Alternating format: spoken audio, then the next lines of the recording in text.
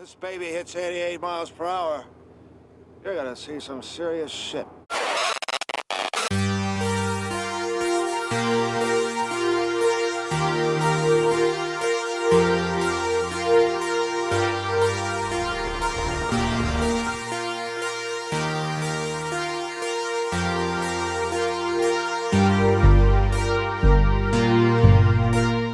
What's going on, ladies and gentlemen? Welcome to episode 30 of the Take One podcast. As always, I am your host, Michael Bish, and I am super excited to dive into today's episode because we're talking about one of my favorite eras of all time, whether it's movies, which we'll be talking about today, or music. Like, I love everything about the 80s, and we're definitely going to dive into that today on episode 30. But I had to bring in a special guest, my man Kevin Ketchie, co-host of Night of the Comments podcast. What's going on, dude? What's up, dude? It's good to be back, man.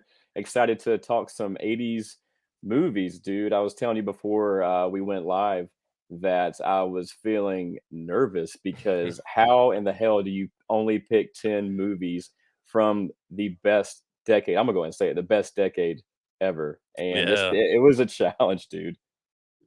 No, I'm glad you said that because it is the best decade ever, man. I love everything about the 80s, like I said from the beginning. Like, it is Yeah, just top notch in movies, music. I just love everything about it, dude. And it's probably yeah. one of the big reasons why I like Stranger Things so much, man. It's just that 80s Me too. vibe. And I don't know, it just takes you back to, even though I didn't grow up in the 80s, I grew up in the 90s, but growing up as like kids in the 90s, there's not too far off from the 80s. You still Right. played outside all day, you still hung out with your friends on the railroad tracks, and everything in between. So yeah, man, super excited to dive into today's episode. But picking 10 movies, dude, Oh my God. so hard. So Mm. hard. My It's funny because we're gonna go through 10 and then we're gonna go through our honorable mentions. Dude, no lie, Kevin. Like, I'm gonna count this out because all of these ones in my honorable mention, like, I really, really love. Like, I love these movies, but they just Oh, did me not make too. the list. So I'm Yeah, not gonna like read the them way off, but listen. 1, 2, 3, 4, 5, 6, 7, 8, 9, 10, 11, 12, 13, 14, 15, 16, 17 Dude, honorable there's mentions. so many good movies. Like I got on mine honorable mentions every 80s movie ever. No, I'm just kidding. But like so, but It's you could have close. almost every movie because there's so good. There's so many good movies. Yeah, and I'm Yeah. interested to see, like, what movies make it for you, and Mhm. what movies are gonna, kinda shock me, Yeah. um, and vice Yes. versa, man. Yes. 'Cause I'm sure we're gonna have some very polar opposite opinions. But I think there's a couple in here that stand out that I think we're gonna have on the same list. Um, but before we Yeah. dive into that, dude, what's up? What's been up, man? How you been? What you been up to recently? Oh, I've just been tired, man. Honestly, like I've just been. It's getting to that part of the year where everything starts to slow down a little bit. It gets dark earlier, and Yeah. it's just more cozy. So I've just been chilling, man. I've been working on my film and location videos. It took me 2 weeks to edit this Halloween 78 locations video. It doesn't help that my MacBook is so slow and sounds like a jet engine every time I edit. So it takes a long Oh, time man. to edit everything. But other than that, I I didn't know about this. Maybe most people do, but I got into records recently. I love Nice. vinyls. I love how they sound. I love the artwork, and got me a record player a couple weeks ago and had it shipped here while I was away from home. So I get home and I had no idea that a record player requires a receiver and speakers. For some Yeah. reason, I thought it all just came in like one thing, and so I've been on the search for that for like probably 2 weeks, and I got it last night, and I got it hooked up, and it sounds great. And so Well, I that's what I've love been that. up to. Yeah, yeah. No, I love that for you, man, because I just recently got into records and, got my record player probably 8 months ago, so it hasn't even been a full year since I've had mine, man, and I Hmm. absolutely love it. Like, I'm not gonna lie, I'm a huge, huge Christmas person, already Hmm. put my tree up. I saw I'm that. definitely definitely one of those, but I played the Home Alone, vinyl that you got me out when you were out in LA and was Yeah. nice enough to ship to me. I played that on vinyl while putting out the Christmas tree, man. It's just I Oh, that's vibe perfect, so dude. much with that. It's so cool. Like, Yeah. but the sound of a nice vinyl record in the background while you're, just hanging out, doing whatever. Yes. There's nothing like that, man. So I've been getting into those recently as well. Super excited for your Halloween filming locations video. When you gonna drop that? Are you I'm gonna gonna let me drop it on know? Thanksgiving. Yeah, I'm gonna drop it on Oh, Thanksgiving. nice. I I wanted love to that. have it done by Halloween, but I just had way too much stuff going on, and but I'm lucky that I got it done, and I posted.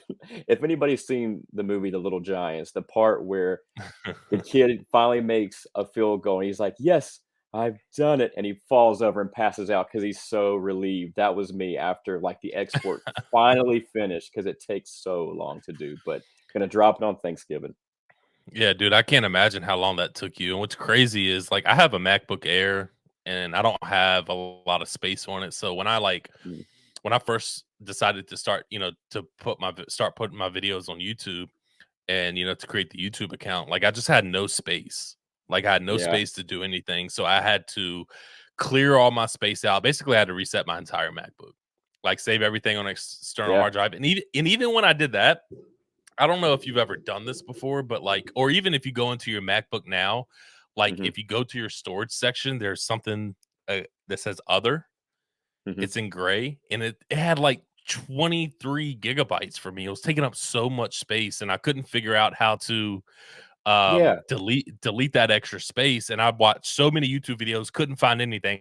I found one YouTube video how to do it. It had like 120 views, like 2 subscribers, right, and it worked. It cleared out that other gray space, and it's funny because all the comments were saying, "Dude, you're a lifesaver. This video should have so much more views, so much more comments and reactions."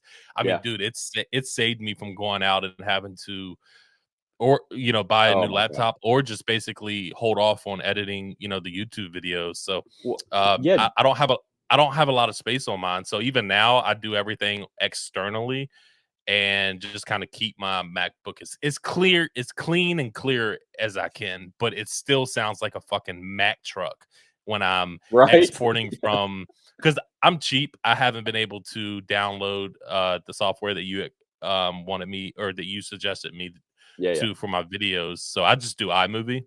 It's simple for me. Yeah, It iMovie's good. works fine. Yeah, I mean, for basic stuff. Yeah, Now, once if I start doing more complicated stuff, like if I want to start doing filming locations and stuff like that, I'll obviously invest into something like super more expensive. But it's easy plug and play for me. I can just keep my intro video, my outro video, and then just delete the episode video and just plug and play. But it's crazy because the exporting takes so long, it does. especially the uploading to YouTube. Like I only have 2 videos on YouTube now, and both times the upload takes at least 2.5 hours to upload. So I just Yeah. do it while I'm asleep. Like I just click upload, let my computer go to sleep, and by the time I wake up the next morning, it's uploaded. So Dude, tell me about it. Exporting from Premiere, it took me 4 hours to get now my house the 78 locations video is about 35 minutes long, so that God, that's I a pretty cannot wait. that's a pretty big file, so, I mean, I understand that it takes a long time, but I usually just have to sit there and keep refreshing my computer because I don't have it set up to where it stays awake the entire time, so I have to keep refreshing it to make sure that it doesn't go to sleep and the export doesn't get messed up, but man, it is a tedious, like, stressful process working on these things and rendering and making sure you have enough storage to put this puzzle together and then to export. So once it finally Yeah. like exports, you're just like, thank you, God. Thank you. Yeah, because I mean, the thing with iMovie is, well, I guess granted, like the David Howard Thornton one was only Hmm. like 50 minutes, so that only took about an hour to export, so it wasn't bad. But like the one with me and Marie, what it was like an hour and 45 minutes. That took like Yeah. 2.5 hours, 2.5, Yeah. 3 hours to export. So it's just a mess, man. But it's so worth it. It's I definitely I've gotten so many more views on YouTube. Hmm. Plus, people are still listening to the episodes on Spotify. So you just Hell yeah. it's been good. It's been good, man. I definitely I'm late to YouTube, but I'm definitely glad that I'm on here as well. Um Now, real quick, I have to ask, When are we getting the next Night of the Comments It's podcast? coming up. It's coming up. We've both been pretty busy, Burke It's so especially, hard. It's so but hard, dude. it's man, time flies these days, and you're all of a sudden you're like, wow, we haven't recorded an episode in like 2 weeks. But we got a couple in mind. We're gonna have a couple guests come on the show and talk about some really fun stuff that I'm excited about. So hopefully we'll have the next episode within the next week, I would say. Oh, nice, man. I can't wait for it. Thanks, Definitely a man. fun podcast. If you're not subscribed or haven't listened to it, it's on YouTube and Spotify. Night of the Comments podcast. Some really good content over there, dude. Thank you, Now, man. just because I have to ask, I know you've been super busy, but I have to ask, how is the Stranger Things locations video coming? I Oh know man, that's that a one hurts. That hurts. I know that's a Okay. beast too. You were talking about that's a beast. Yeah, that was more of a beast. So we were talking about external hard drives. It's on my other external hard drive, and I'm worried that maybe some of the not the footage, but I download like a lot of sound design stuff and music. I'm worried that it's not all organized. So I'm gonna have to just rip the band-aid off and get in there and see if everything's still connected or not. But I'm like halfway through and it's really, really, really good. And I need to Oh get man. in and do that. But it's hard because I got like Halloween H2O locations to edit and I'm itching to get on that. And then I've got Rob Zombie's Halloween locations. And so I'm just like, ooh, which one do I do? But I need to get the Stranger Things one done because I worked really hard on that. Man, I'm excited for all of those, dude. I haven't really seen anybody really upload any filming locations recently. Yeah. Um, I did see the Halloween Ends ones. From I Big forgot. Bake. Yeah, Big Bake. And he's super cool, man. Actually, when I watched the YouTube video, I followed him on Instagram, and he DM'd me, and said that we had a lot of mutual, friends on Instagram, and I just told him Yeah. I really enjoyed, his Ends video. Now, movie is a different conversation, but whether it's a good movie or not, I mean, I love seeing people dive into that. It's just so cool. It's Me just so too. cool, and a lot of the Halloween Ends stuff, is really accessible. So I thought that was super cool about him and the video that he did. So big shout out to him, man. I Nice. thought that was a really, really good video. And I am somebody who eats up those long filming locations videos. Me too. Like if I see like a filming locations video, and I'm not gonna lie, this might be like an asshole move of me, but if it's like under 10 minutes, I'm probably not gonna watch it. Yeah, it's If I'm like being quite honest. same here. I like people that go all out for their film and location videos, and man, everyone has their own certain style, and that's what I love when I go to watch film and location videos because everyone has their own style. Everyone sees things Yeah. differently, but everyone has that passion and nerds out over these things that we love. And so, I'm just glad that you love it too. It's always a fun thing to research and to do and put together, and it's become a really really fun hobby and passion. So where do you want to go next, dude? What do you want to do next? Next, man, Like, we've talked about this. I think Exorcist is oh enticing. yeah, I yeah. think The Conjuring House is enticing as well. That's a good question, man. I would love to go out back out west and see Halloween 4 and 5 and 6. Yeah, Oh, dude. I just saw the Scream House tours. They kind of put that to a close, unfortunately, but they're opening it back up for one more Oh, month in December.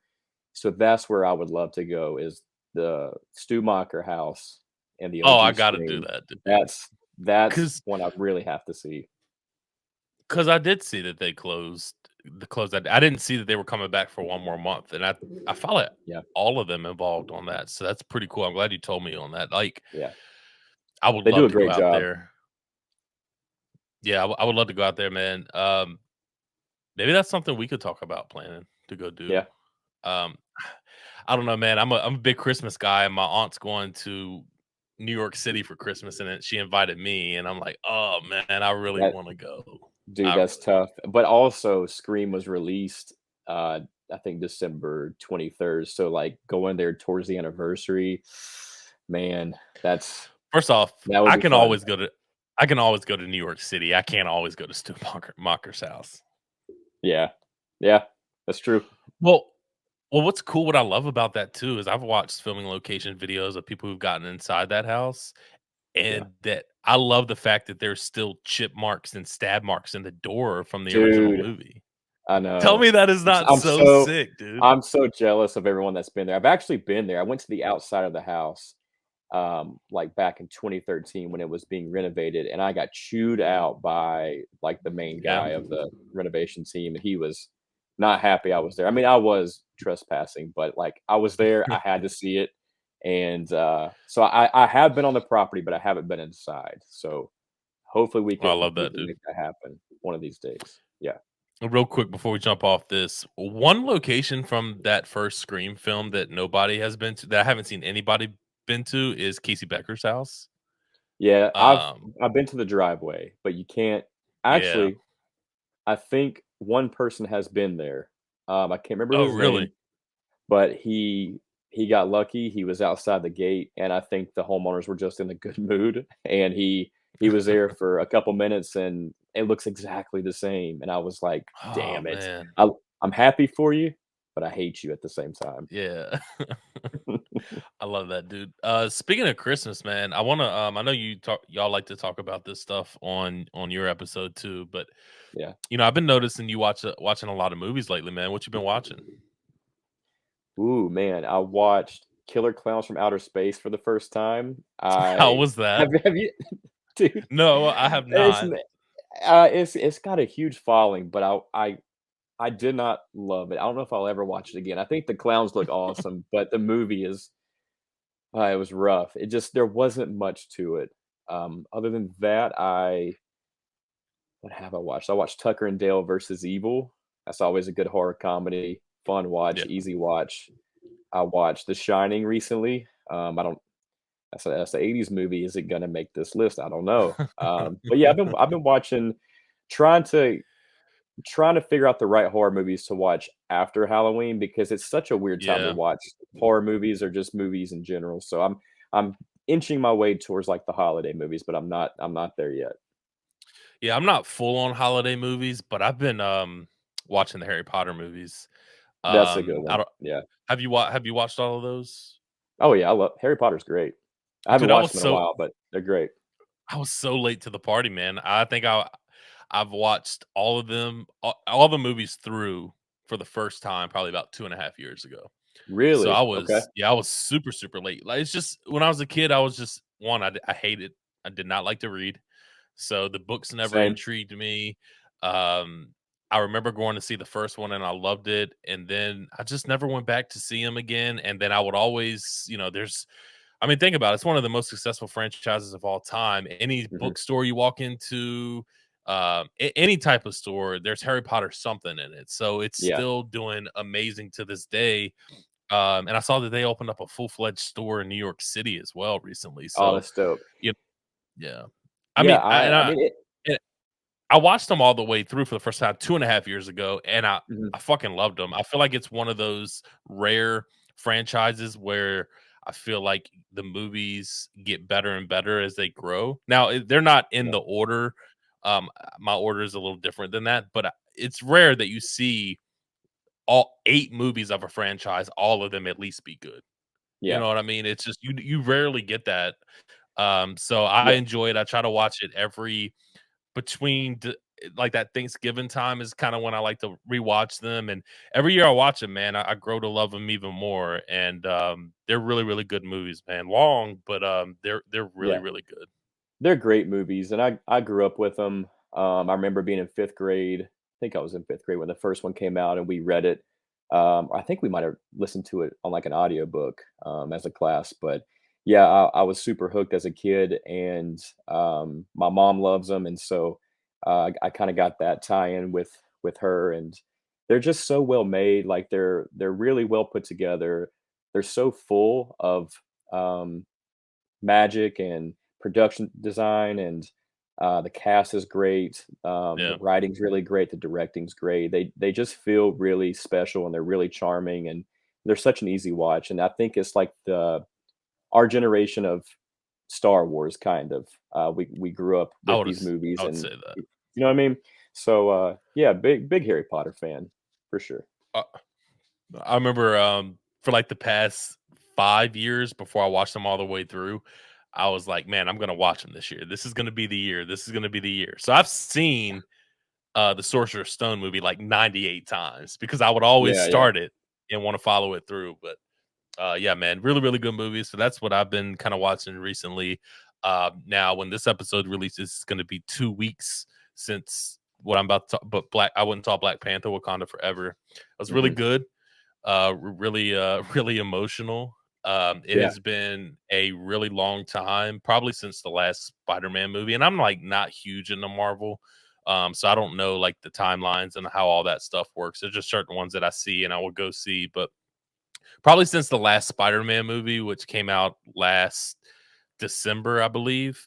I mean that movie theater, dude, was packed, and yeah. it was absolutely crazy, and they paid so much tribute to Chadwick Boseman. It was such a sad scene, like movie experience filled with action. It was like it was one of those movies that like definitely tugged on your emotions on every level. Like you're crying one moment, and then you're like, oh, this action scene is fucking awesome. Like it's Yeah, and, and I have to say they did Ryan Coogler. One, I loved everything that he's directed so far, like Fruitvale Station, Creed, the first one, and yep. the two Black Panthers movie. I think that he's done a really, really great job. And what he had to work with, I mean, coming into this second one, with the tragic passing of Chadwick, man. I mean, it's a Yeah, hard thing to deal with and to go in and to film a movie, man. And I think one of the things that stick out most to me in this movie is the acting is just that's what tremendous. I I don't know hear. how much. Yeah, Yeah, Angela Bassett, dude, she's been yeah. like around for so long and she's been in so many things. And she's always been a really good actress.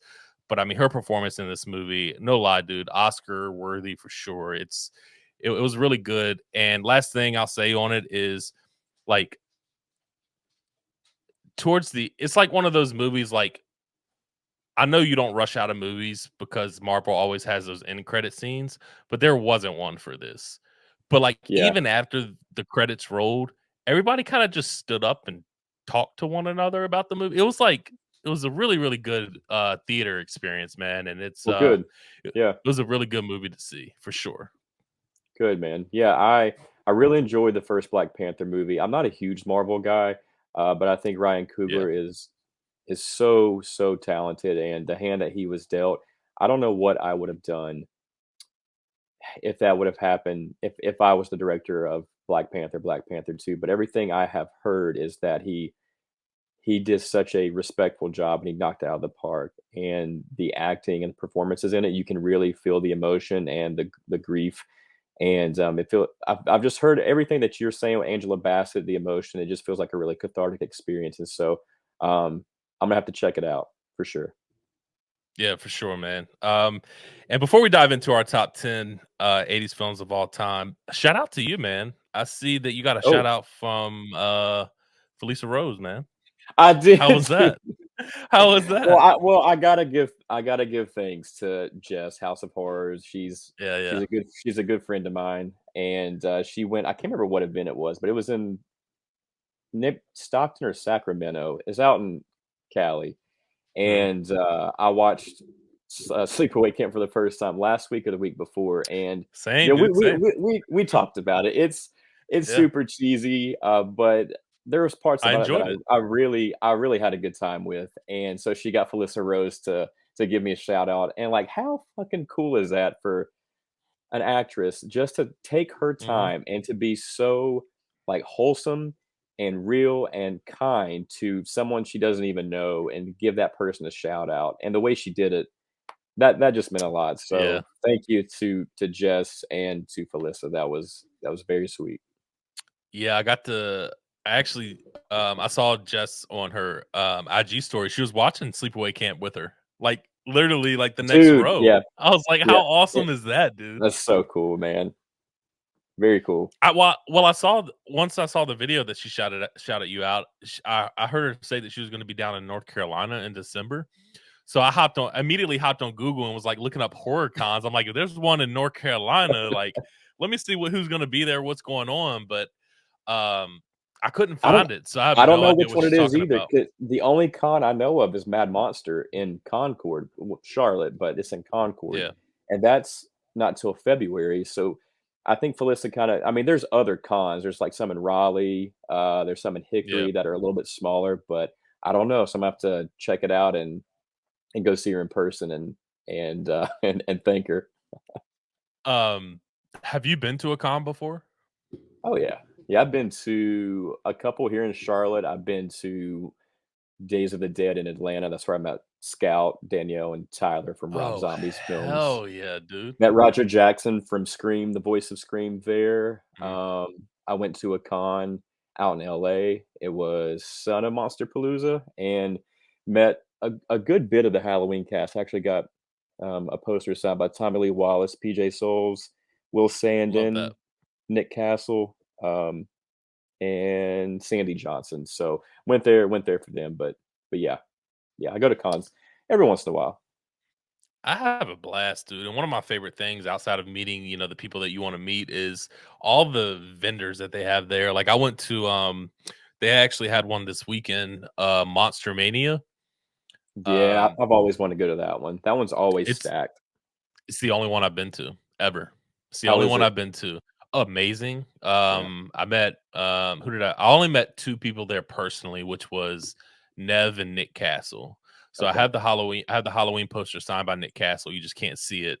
Mhm. Um and my goal is to get a lot more like PJ Souls and other people that were involved in that film to sign that poster, but I just haven't been able to go back because Right. I went in October of 2019, and then in March 2020, that's when COVID hit and everything shut down. So I haven't really had a chance to go back, but I would say out of a lot of the ones that I see, Monster Mania is the one that is stacked a lot. Yeah. I saw they had the Terrifier cast there this past I weekend, and know, man. I know. if I I would have wanted to saw go to the that. movie, if I would have saw the movies a lot sooner, especially the first one a lot sooner, I would have put money aside to to go see them, man. Because all of them look super super nice and super chill. But I have I have a pretty big crush on Lauren right now, Yeah, me so too. I knew I that's what would you were about love. to And say. she's just badass too. Dude, So and she seems she super chill. she's so good, but she has like that energy that you would see in a Final Girl from a Scream movie. Like I would rather see her in the newer Yes. Scream. She has that like aura and energy about her.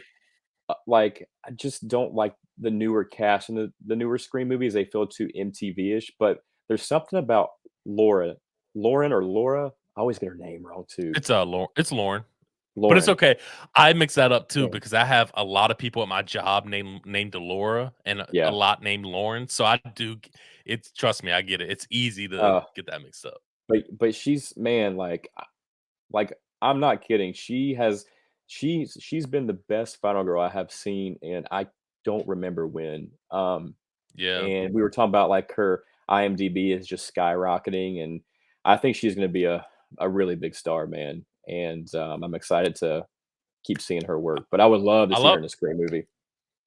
I love her attitude too. Like she claps back at people on Twitter. I don't think you have Twitter anymore, but like it's Mm, so fun. I'm gonna have to send you screenshots, but like she's awesome, dude. It's so that's funny, cool. so cool. But yeah, I agree with you. I wasn't too big on the screen. Like I love Jenna Ortega a lot as an Yeah, actress, but she wasn't the main focus in this scream. And it doesn't look like she's gonna be the main focus. It feels like they're gonna go with Billy Loomis's daughter. I forgot who played her, but it feels like they're gonna go that way, is having it's, her as it's Melissa Barrera, and yeah, yeah, yeah. I mean, no offense to her, but I just think she was miscast, and she just doesn't have the presence that you need to lead, this next ensemble, in my opinion, and I just think Yeah. Lauren has that grit and that tenacity that you need in a final girl. That's believable.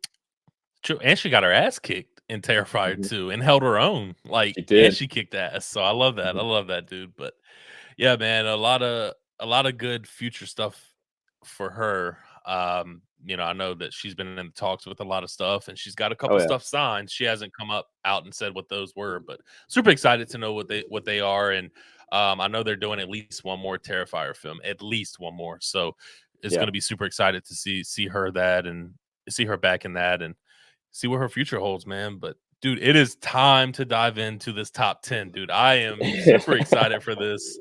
Um, and listen, if you're watching on YouTube, listening on Spotify, again, just remember that this is our list of our favorites of our top 10 80s films of all time. But we want you to jump into the conversation. So drop down below and let us know what your top 10 are. Kevin looks like he's starting to sweat already. I'm nervous, man. I'm still like I got a couple where I'm like, is this for sure in my top 10 or am I gonna switch it? I So don't know. We're gonna have to see. I struggle with every list when it comes to like, especially that 9 and 10 spot, especially Yeah. the 10th spot, because it's like, do I really want to leave this other movie out in my honorable mention? Like, Hmm. it's really confusing. So, all right, dude, let's jump into it. We'll go 10, 10, 9, 9, all the way up to our number one, dude. And I'm gonna kick it over to you, man. I always kick over to the guest first. So, what's your number Okay. 10 as far as your top 10 80s movies of all time? All right, here we go. Here we go.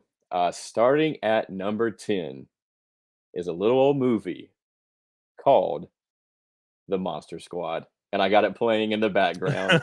I see that. This movie, I was going back and forth between The Monster Squad and Fright Night because both of them hold such a special place in my heart. I saw it at such a young age. Um, and I just love monster movies. Like I grew up watching monster movies with my grandpa. He introduced me to like the Universal monsters, and so like I love like the Wolfman and Dracula, Creature from the Black Lagoon, and this movie took those monsters but put them together in such a like badass, ballsy, funny, um, unapologetic adventure movie.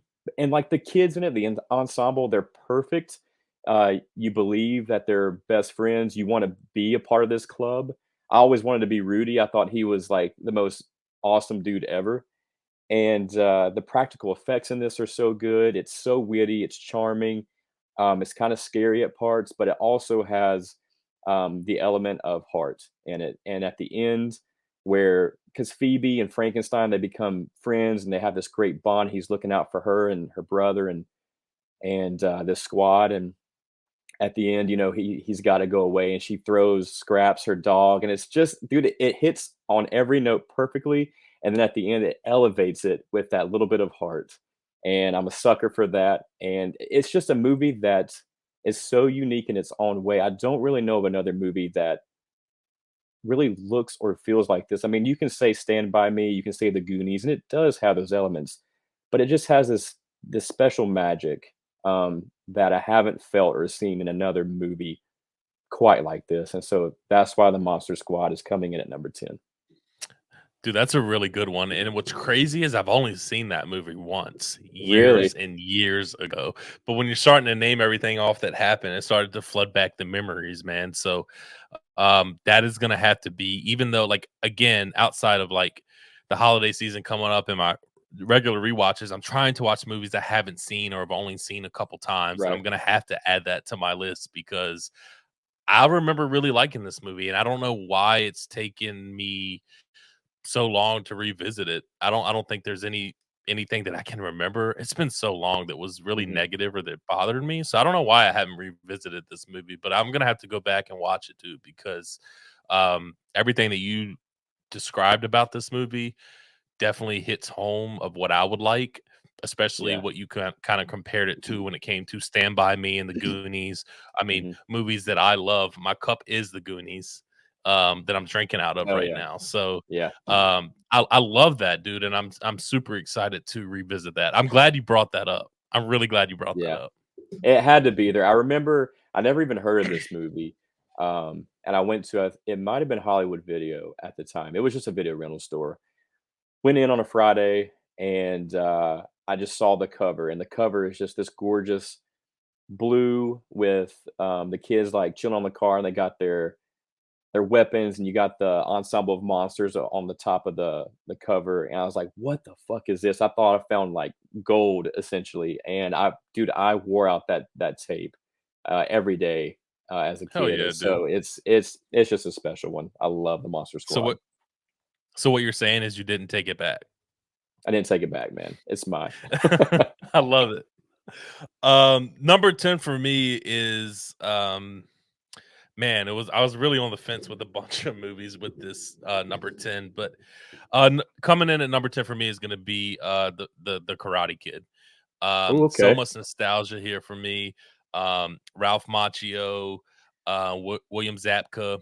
Um, Obviously, I'm forgetting the guy who played Mr. Miyagi. It's Pat something. Hmm. But anyways, all really really good performances. I love the storyline here. Um, I don't know, man. I just remember watching it as a kid and really loving the fighting scenes, and I love it still to this day. And what they've been able to do with Cobra Kai has been so damn good, dude. Like I absolutely love that show. First off, being able to bring back so many, legend characters from the movie is hard in itself. Obviously, not being able to bring back Mr. Miyagi because he has tragically passed, but being Hmm. able to bring back everybody in the cast at least once in this series has been phenomenal. I think it's one of the better revisited franchise that has succeeded, in my opinion. They just done a really, really good job with the show, and the Karate Kid as a whole just is a feel good movie for me.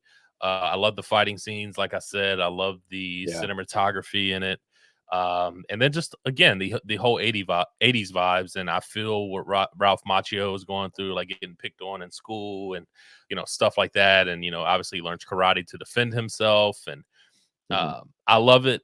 And then this is where it all happened for me Hmm. as far as Crush Rise with Elizabeth Shue. Oh man. Oh man, yeah. What a Oh honey, man, you want Elizabeth Shue. yeah, what a honey. And I'll go ahead and say it because it's not in my top 10, but Adventures in Babysitting is in my honorable Same. mentions. Oh my Um, god, yeah. but that opening scene when she's singing and dancing, I'm like, "Oh man, just She's a got her fucking hair melt." going everywhere. Yeah. Yes. What a great Super movie. yeah, super hard crush on her. So that was obviously another positive in this movie, having her in it. And yeah, man, I have to go with the Karate Kid at number 10. It's a movie that I do revisit at least a couple times a year. That's a good pick, man. Don't hate me, but I've never seen The Karate Kid. Not I'm the not gonna OG well, anyways. I've seen the Will S I'm not gonna hate the you. I've seen the Jaden Smith one, but for some reason, I've just never seen it. It's one of those movies that I know it's an all-time classic. It's got such a beloved following. Haven't seen Cobra Kai either, and I heard that that show's great. Um, but it's just one that I always forget about, and, I'll have to add it to the list. I have to watch Please it. add it to the list. Yeah, Remember, I'm gonna like go through these lists and the movies that you haven't seen, which I'm sure you've seen most of them, but knowing that you haven't seen this one, I don't hate you, but two, you definitely got to watch it. I I do. watched Well, I Elizabeth watched Shue's in it, so Sleepaway Camp that'll for you. Yes, you I watched do. Sleepaway Camp for you, so you can watch the Karate Kid for me.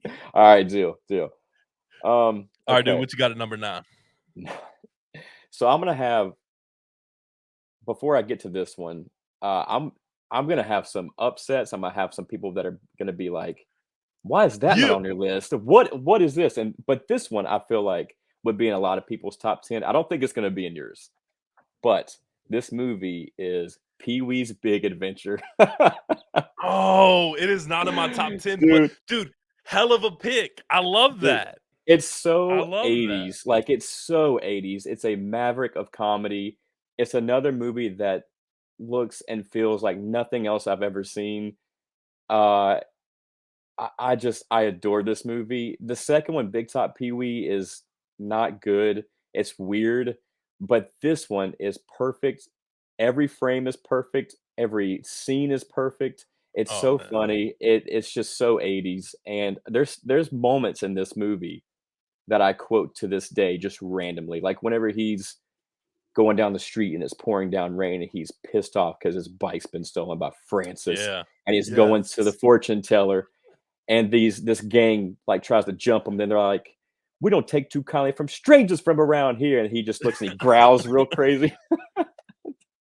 I love this movie, man. It's ridiculous, but it's so funny and so rewatchable. And it's got so many good quotes. No, man, that is a hell of a pick. I don't care what Thanks, anybody man. says. I will defend you on that. And what's Oh crazy my is god. I don't even have that on my honorable mention list, and I don't know how I missed that. I do not. Yeah. I love that movie, dude. I love that movie. I remember my dad showing me that movie for the first time, and I just thought it was the funniest thing in the world. I don't even think I saw the second one, to be honest with you, but I heard it wasn't good, like you said, Yeah, so I didn't even don't bother. watch it. Did you happen to go see The House when you were in LA? Hell yeah, man. Yes, It's in yes. Pasadena. Of course it is. It's right next to the Michael Myers hedge, like literally right around the corner. Everything's in Pasadena. It's wild, but Yeah. fuck, man, Pee Wee. Francis is busy. Busy doing what? He's having his bath. Oh man, fucking love Pee Wee. Dude, so good. I'm gonna have to watch that again too. Two Yeah, movies that I haven't watched in a really long time, but really, really good. Especially the Pee Wee one, man. That is awesome. Um, Number 9 for me is one of my favorite action movies of all time, and it's Die Hard. Um, ooh, yes. yeah, I remember the first time I watched this. I don't know if I ever told this story on the podcast on any episodes, but I remember my grandmother would pick me and my sister up after school, some weekends on a Friday, obviously. And we would always go to Walmart and we would get potato wedges. I would always get potato wedges, chicken Yeah, dude. fingers, Yes. and we would always go back to her house. And dude, no lie, she had the catalog of VHS tapes. Like, Right on. I would love to see if she still has those because like she had the double Titanic movie, she had Jaws, she had all the Godfather, Godfather Part 2, Yeah. everything. And one of the movies in her stack that I watched was Die Hard. And I Mhm. just thought that it was so compelling and so action filled. The acting in it is absolutely phenomenal. Bruce Willis, so good in that movie. So many quotable scenes. Yippee Yeah. ki yay, motherfucker! Like Yeah. I love that, and it's just nonstop action, dude. And it had me on the edge of my seat. And I remember seeing the cop show up to the scene. I'm like, oh, that's the guy from Family Matters. That's the dad from Family Matters. It is. I love that Um, guy. Me too, dude. He is It was awesome. great. And then just the acting in that movie again was out of this world. Um, and I like it. I love action movies, man, and Yeah, it's one of my favorite of all times. It's one of the first ones that I remember seeing as a kid, and it's just yeah. it holds up to this day. I'm not the It does. biggest Die Hard 2 fan, but I love Die Hard and Die Hard with a Vengeance with Mhm. Samuel L. Jackson. I think is really really good. But yeah, man, the original Die Hard is number 9 on my list for sure. They don't make movies like this anymore, man. Die Hard is a Yeah. perfect movie. That is such a perfect pick. Uh, is it, in your opinion, is it a Christmas movie? This is really debatable, because I'm a big Christmas guy. Uh-huh. I don't think so. Okay. I I don't don't know think but how I feel. I'm not mad at people who, because I mean, the really only Christmas vibes that you get out of it is Now there's a I have a Christmas machine gun. tree. Ho, ho, Yeah, ho. Yeah, yes, that, pretty much, and then there's a Christmas tree in the Nakatomi Plaza lobby. right. So really, and then the Christmas song playing at the end. So other than that, there's not really many Christmas references in the movie, but I'm not going to be mad at anybody that says it's a Christmas movie. That's one that I'm not going to sit here and argue with you on, because if you want to say Die Yeah. Hard's a Christmas movie, one of my favorite movies of all time, I'm cool with it. I'm not going to argue with you on it. Yeah, no, I get both sides. I don't know where I stand. I'm definitely, like, in the middle. I love Die Hard. I do watch it, really only around shit, maybe I guess I lean towards it's a Christmas movie because I really only watch it around Christmas time. Same, Um, honestly, if I'm being honest, I do. I don't know it's why. It's interesting. just I do. And I just I remember that I forgot to go to the Nakatomi Plaza location in LA when I was there. uh, That was another one I meant to see and, like, eat a Twinkie by it. I just completely so forgot. so I got a story about that. So my first time, or my second time I went to LA, I went with two of my friends, and they're not into movie locations, and I don't want to take up too much of their times. Like, hey, let's go see this, let's go see Yeah. that. Like, I was trying to be respectful, which they're like, dude, we don't care. And I'm like, no, no, let's just ride around. So we were riding through Beverly Hills, and we were just riding around everywhere. Now I remember Yeah. riding through Beverly Hills. I'm like, oh man, this is bougie. And then we're just driving down this one street, and we're just listening to music, and I'm just sitting there. I'm in the back, and I'm just leaning up on the seats talking to them. And then I look straight ahead, and I'm like, "Holy shit, is that the Nakatomi Right. Plaza?" Yes. Yes. I'm like, "Holy shit, is that the Nakatomi Plaza?" I'm like, "That is fucking wild," and I pointed it out, and even though they're not big into filming locations, they're like, "Dude, that is fucking awesome." Like, it's just Yeah. like you just see it, and it's like, "Oh shit, that's the fucking Nakatomi Plaza from Die Hard." It was so awesome. And then once I saw that, I was like, "All right, guys, I have no idea where we're at, but I'm looking up the Nightmare on Elm Street house to see how close we are, to see how Yeah. close we are from the babysitters." No, so I just did the Nightmare on Elm Street house, and it wasn't long. It was like 13 minutes from the Yeah. Nakatomi Plaza or something like that. So I was like, "Can we go see it?" And they're like, "Yeah, dude, absolutely." So I went and saw that, and I was like, "Let me look." Once I saw that, I was standing in front of the house. I was like, "Let me look up the babysitter houses from Halloween. Like, just Mhm. let me look it up. Let me see where it's at." Like 0.3 miles. I'm like, "Hold on, That's what?" And crazy. Yeah. it's literally a street over and up. I don't even know if it was 0.3 miles. It wasn't far away at all. It was Uh, what's the crazy part about that is despite it being so close to one another is it's right off Sunset Boulevard. yeah. I'm like, "That's crazy." You But yeah, never that's would have sorry. ever thought Enough that. of No, this. no, no. You're good. Yeah, it's like the street Halloween is on. Well, the babysitter houses are on. Is so small, and you just would Yeah. never think that. Like even being on that street and seeing the Wallace house and the Doyle house, it looks so much more like compact and smaller in real life. It's just like Dean Cundy's Yeah. cinematography and the lighting in that is so fucking good because it looks. I don't want to say vast, but like there's more room to Mhm. breathe, and it's just crazy that people out there can make you believe that this world looks like this when really it's just like this. What they capture inside the frame is wild.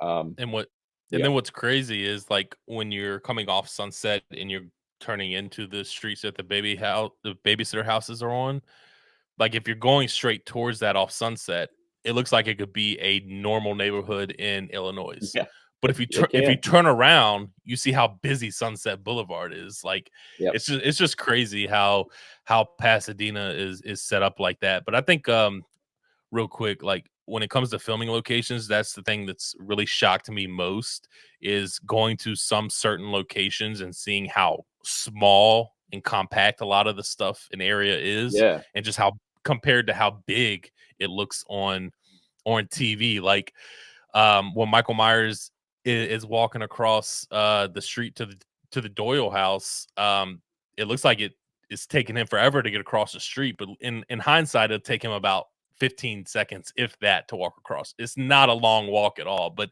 the way it's Yeah. shot, it looks like it's the street's a lot bigger. But Yeah. yeah, dude, I totally agree with that. All right. So where are we at? Number 8. 8. Um, Sticking with the director John McTiernan, who directed Die Hard, I'm going with another John McTiernan movie, which is Predator. This is my favorite action movie of all time. I think it's Arnold Schwarzenegger's best movie, just like I think Die Hard is Bruce Willis's best movie. To me, this is the epitome of like 80s macho action. It is, dude, it's so well done. I love the ensemble. I think every character brings a presence and a personality to the point whenever they get killed, you really feel for their character and you care about their character. They're just not throwaway characters, I guess is what I'm trying to say.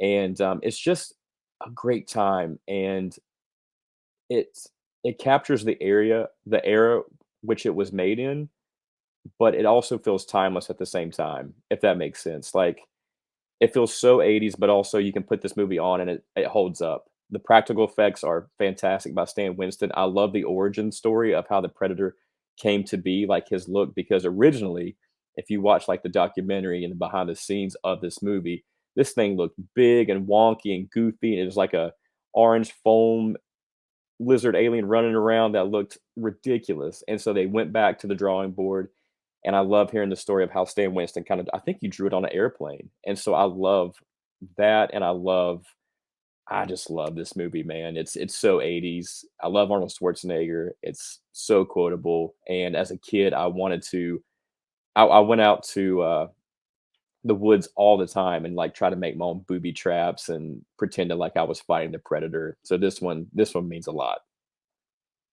Yeah, man, it's such a good movie, and I would you said it's Arnold's best movie? Mm. I think Is that so. what you said? I think so too. I know a lot of people will say Terminator, but I definitely think it is Predator. It's just a movie that I enjoy more. Um, and no, I definitely agree with everything that you said. I haven't been able to watch the behind the scenes or the making. So is that Yeah, on YouTube? probably. If you haven't seen what the original Predator looked like before they scrapped it and did the new one, it's crazy to think that that's what the Predator would have looked like because it wouldn't have worked. But other than Predator, I think Arnold Schwarzenegger's best role is Jingle All the Way. Yes, Right? dude, Yes, I love that movie. dude. Hey, what's funny is I was in Walmart last December, and I found a Turbo Man. And I Oh, remember yeah. it was the first time I saw one in real person. Not that I was going out looking for one, but I remember taking a picture of it and putting it on Facebook and was like, what's his character's name in there? Who? Which character? Arnold's character Howard. in Jingle All the Way. Yeah. Howard. I was like, somebody tell Howard that I have his Turbo Man that I'll give Yeah. him for super cheap. And it got like no lie on Facebook, like 40 shares and 300 likes. I'm like, oh I yes, I I'm glad love there's some Jingle All the Way. appreciation. Yeah, Yes, man. dude, I love him in that. I love the it's so chemistry good. between him and Sinbad. It's so fucking funny. It is, dude. It is I'm glad you funny, like that and movie. their fight scenes are. I'm like, ouch, Yeah, that hurt. they're violent. Yeah, they go Yeah. there. Yeah, such a good movie, and honestly, such a good pick. For Predator, man, that's a real good one. Yeah. My number 8 is The Goonies. Okay. The Goonies coming in at number 8 for me. I know that might seem kinda low. I don't know if it's on your list or not, we'll get there, but I Uh, know, it's in a lot of people's, like, top 5 or whatever, and I love it, don't get me wrong. Again, every movie in my top 10, every movie in my top 25, 30 80s movies is really good and movies that I enjoy, but, yeah, The Goonies coming in at number 8 for me, man. It's one of my favorites of all time. yeah. It's an easy rewatchable movie for me. It again, I've said this plenty of times. No matter if it's a horror movie, um, a movie, it doesn't matter what kind of movie it is. If it involves kids and it can take me back to a time in my life to where not saying that I obviously did what the Goonies did. I'm just saying like being with my friends and going on these adventures that we would like I lived near railroad tracks and we would always come up with these games with our bikes or like adventures that we would do on the railroad tracks and in the woods. And, anytime that I can kind of go back and relive my childhood in some type of way, if a movie or film can make me feel that way, it's always going to be something that I enjoy. And I just love the story with this. The acting is funny. It's good. That's a place that I would love to go and visit as far as filming locations. Um, Yeah. but yeah, dude, the Goonies coming in at number 8 for me. I just think it's a good story. It still holds up to this day for me. And I think that's one of the good things about 80s movies. A lot of them do still hold up to this day. They do. Which makes them very, very valuable and high. I feel like is of course is being one of the best decade for movies. But yeah, man, Goonies for me, number 8, such a good movie, so phenomenal, and it's definitely one of my favorites. Goonies is such a good pick, man. That movie truly captures the magic of what it is and what it feels like to be a kid Yeah. whenever you have such a sense of adventure and you're trying to find your place in the world and you have all this hope and you also have like um, a lot of things you're unsure about and you're trying to it just really captures the magic of being a kid. And I love the Goonies, and it may show up a little bit later in my list, man. We'll see. Yeah, man, really good pick. All right, what do you have at number 7? All right, so this is where it's going to get interesting. I love So it. I have gone back and forth with, do I want to have this movie on here? Do I not want to have this movie on here? Am I going to switch it or not? I'm gonna Damn, keep. on or I'm off gonna. the list, and it's at I'm 7? at 7. You'll see why. This movie is a perfect movie. It's one of the best, not only horror movies of all time, but best movies of all time. You love this movie. I have a love hate relationship with this movie, but it's staying because of how well it's made. It is Stanley Kubrick's The Shining, coming in at number 7. I I love it, man. rewatched I'm it. glad it made your list. I rewatched it last night. Dude, sometimes I watch this movie, I'm like, "Fuck, this movie is every single millisecond this movie is thought for. It's so well shot and directed and acted. It's it's perfect. It feels perfect, it looks perfect. So sometimes I watch and I'm like, I love this movie." But But then other times I watch it and I see the flaws in it, and sometimes it feels really heavy-handed and pretentious, and sometimes it annoys me, and it's weird. It's the only movie out there that makes me feel both of these ways, but that's a good thing because it keeps it interesting, and I always go back and rewatch it, and I'm like, I never know how I'm gonna feel when I watch it, and I always feel different ways when I watch it and pick out different things, but listening to you and Marie talk about it on your podcast the other week, I love the conversation about cinematography where everything is, center framed, and that's so weird because it makes you feel like the director has you in this lock and you can't shake out of it because he's forcing you to be uncomfortable. This movie makes you feel uncomfortable, it gets under your skin, it's so well made, but I have a love and hate relationship with it. But Imma keep it at number 7. Imma keep it there. I don't know if that makes well, I'm any sense. no, it does. I'm glad it made your list. It is one of my it's my second favorite horror movie of all time. Um, for many reasons. I'm sure people can guess that it will be on my list at some point. Mm, So I'll dive into my likes, when it comes to my list. But I definitely, or my position on it. But I definitely, I appreciate that, dude. I definitely think that that's it makes sense. It's definitely a good way to look at it. I've kind of, I don't know, like a movie that makes me feel that way is Rob Zombie's first Halloween. mhm, I don't know if I would go on the love scale of it, but I definitely differ from really liking it and really not liking it. Especially here recently, the more and more I rewatch that, his original film, that's just I tend to like it a little more. And there's certain parts that I don't like. So I would say that that's probably the movie for me that I really teeter and makes me feel both yeah. ways on, which is a good thing, kind of like you said. So The Shining is a really, really good pick. I'm glad it made your list. Seven. First off, I won't lie. I am shocked that you were even debating it being on your list or not. I really did. I had a Because hard time. I did, man. I can't Because lie. I don't think we've ever talked about The Shining, so I just figured it was one of the movies that you really, really enjoyed. But again, that's what makes film great. Everybody has their opinions, but I'm glad it made your list. Yeah, I personally think it's deservingly so. right. But really, really good, dude. I'm glad to hear again that it made your list. Number 7 on my list is a movie that we both love, and it's The Lost Boys, coming in Fuck at number yeah. 7 for me. Um, Nice, dude. Fucking badass movie, dude. I rewatched it not too long ago again. I would say first off, I want to give some props to you because if you're not following Kevin on Instagram, it's watch horror films correctly is your handle Yeah, watch horror on him. Oh films. yeah, go follow him because your shorts that you make on there or your videos that you make on there for filming locations is fucking phenomenal. But my favorite one of all time is the Lost one with the Lost Boys that you put on there. That Thanks, was man. That amazing, was dude. fun. Like, first off, such an iconic moment for you, I'm sure, and just being at that bridge, like Yeah. I would love to hear you talk about that.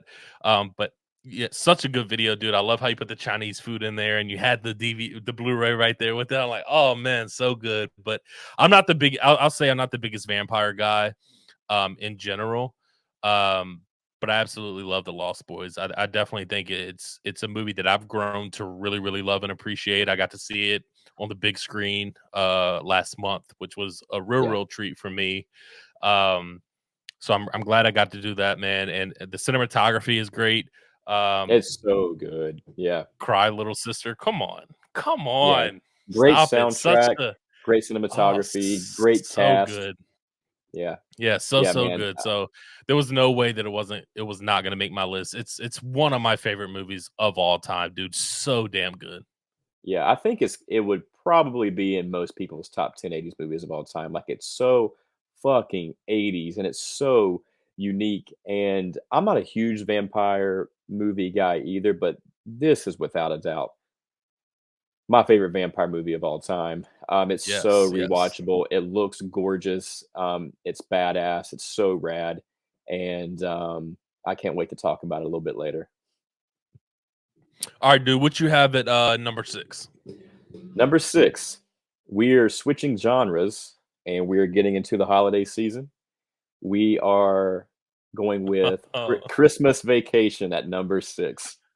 I knew it. As soon as you said the holiday season, I knew that's where Yeah, you were going. this is my favorite Christmas movie ever. It's so relatable because it captures that feeling of stress and awkwardness and weirdness when like when you get the family together and you want it to be perfect and you feel that tension, that stress with everything that's going on, but it does it in such a really hilarious way.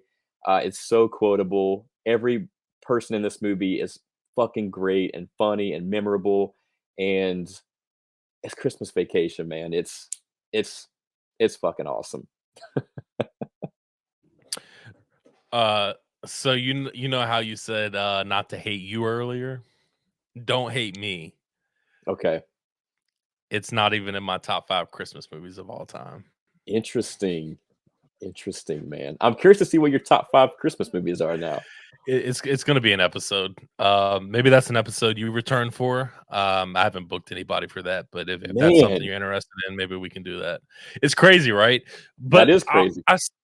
but I want to say I love the movie. It's really really good. Like I just want people to know, like I'm a big Christmas guy, and there's just some up there that I just I don't enjoy a know, little man. more. It might be number 5 for me if I do my list, but it's probably right on the outside looking in, if I'm being honest with you. Okay. Like it's really really good, very funny. It's one that I watch every year. Um, I don't think it's overrated, so I don't think that's the right word for it. There is a Christmas movie that I think is very overrated, but I'm gonna save that for the Christmas episode one. Mm, Um, but yeah, I mean, I enjoy it. I mean, I have no arguments on it. It's just not one of my favorites to. I don't want to say to watch because I watch it every year. Actually, yeah, probably twice during the Christmas season. So it's not a movie that I dislike. It's just not one of my favorites. But I definitely understand why it's a lot of people's one of their favorite Christmas movies of all time, or it is their favorite Christmas movie of all time. And I say if a movie is in your top 10, it's probably you can kind of consider it as one of your favorite Christmas movies of all time. So I would say yes, it's one of my favorite ones to watch because I do watch it every year. So I have no complaints. I just wanted to let you know that it's not like sure. top I tier am for me. surprised. I am surprised. I thought I knew you better than this, but now I'm looking forward to hearing what your top 5 Christmas movies are. That's interesting, man. Okay. Yeah, yeah. So what's your number Um. 6? Okay, so number 6 is again going back to horror. There's not a lot of horror on my top 10 if I'm being honest. So this is Mhm. this is one that is of that genre. Um and it's Halloween 2. It's my Nice. second favorite Halloween movie of all time. Came out in 81, I believe. So right there to kick off the 80s. And I don't know, man, it's just everything about this movie I love. I think although Dick Warlock isn't one of my favorite Michaels of all time, I definitely think he did the best that he could. And it feels the one of the reasons that I do love this movie is it feels like it is the same night. Like you have It movies does. that do that and it doesn't feel that way, but they do a really good job of making you feel like it is on the same night. Dick Warlock does a good job. I think we see Michael open up a little bit more aggressiveness as far as his kills in the second one, which I really like. Nothing crazy overboard. Michael still gives you that feel. I think some of the best kills in the series, at least one of them, are in this movie. Also, a really really good chase scene.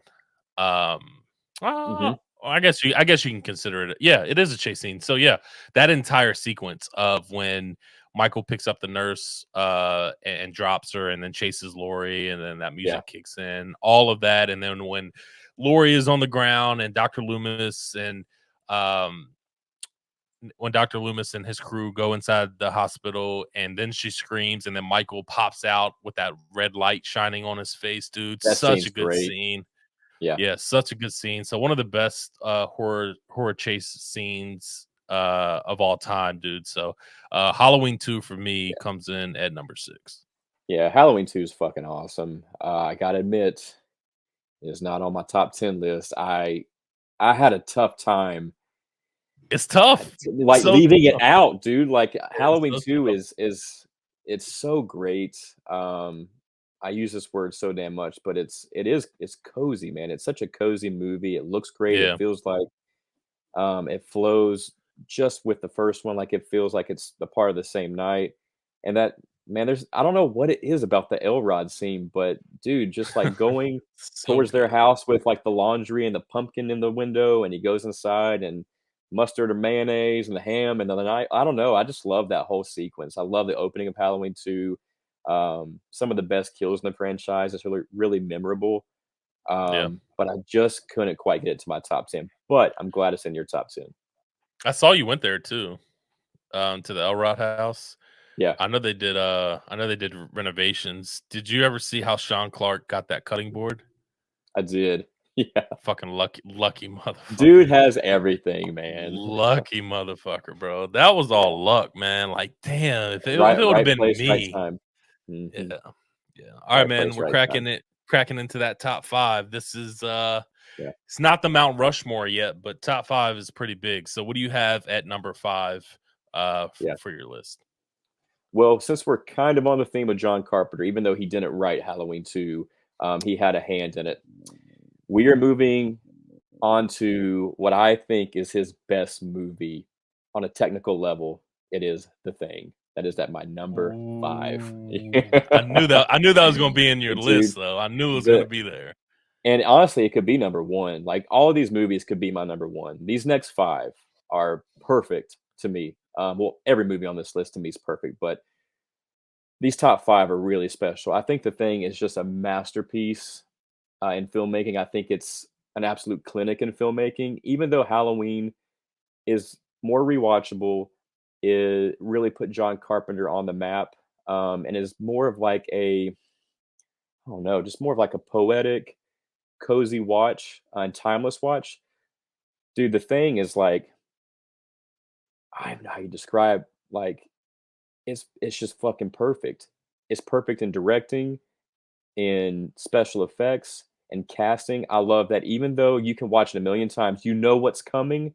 There's still ambiguity there. You're like, well, was he the thing or was he like? There's that. It's like the best Who Done It movie ever, and it's so fun to watch. I love the setting. I love that it feels cold, and it's such a perfect wintertime movie. I like to watch it around Christmas time. The tension in the air is really thick. Like you have that intense paranoia feel going on with, and you have like these jaw dropping monster effects. Dude, The Thing is fucking awesome, and yeah, man, I hope it's on your list. I've never seen it. What? You're lying, Swear to God, I've Mike? never seen the thing. I've never seen Oh, the movie. oh, I know. wow.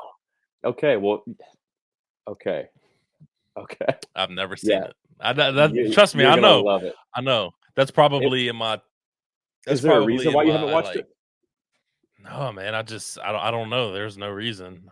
There's no reason. Just one of those It's one of movies that those you haven't watched. I Yeah. just haven't gotten around to, and I know that's as much as I love horror, it's probably the number 1 movie on my list that I haven't seen Whew. that shocks people 100% because I've seen pretty much everything else, man. It's definitely I don't know, dude. I don't know, but I'm gonna watch it. I promise you. I promise you this. I'll watch it in the next week. Okay. Yeah, definitely. You gotta let me know what you think. I think you're gonna love it, man. The thing, like, It's a there's shocker, there's man. I know. I know. there's something about John Carpenter's directing style. I was talking to Burke about this because there's always the debate between Carpenter or Craven, and to me, it's Carpenter. I just think Carpenter has a really warm, kind of like spice to his directing. I don't know if that makes any sense, but to me, like his movies just feel more masterful and rewatchable Yeah. and more like films as opposed to movies. And The Thing is like so fucking unique and perfect. And I can't wait for you to watch it. I'm jealous you're gonna see it for the first time actually. I guess that's the only positive to take away about not seeing a movie is being able to watch it for the first time. But yeah, man, again, it's just one of those movies I haven't gotten around to. But I would agree with you as far as the whole Carpenter and Craven thing. I do think Carpenter is better directing films, but I'll give Craven this. Like his creative decisions are very interesting, and with Scream and Yeah. Wes Craven's New Nightmare. Yes. Talk about two swings that could have missed drastically, and they didn't, in my opinion.